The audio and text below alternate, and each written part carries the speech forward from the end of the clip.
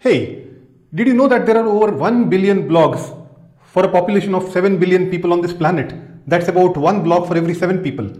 On the other hand, we have about 7 lakh podcasts for the same number of people. That's about one podcast for about 10,000 people.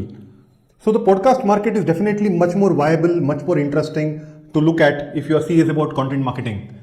The principles of podcasting remain same.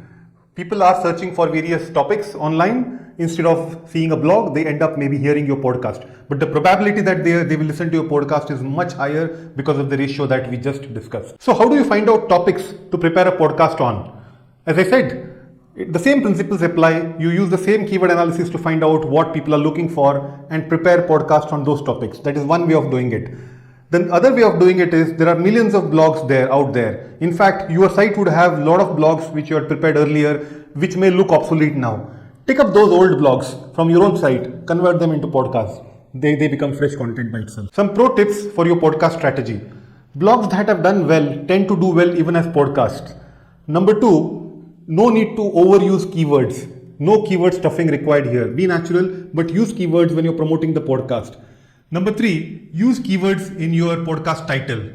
And finally, number 4, the help content strategy which we discussed for creating blogs and stuff or videos.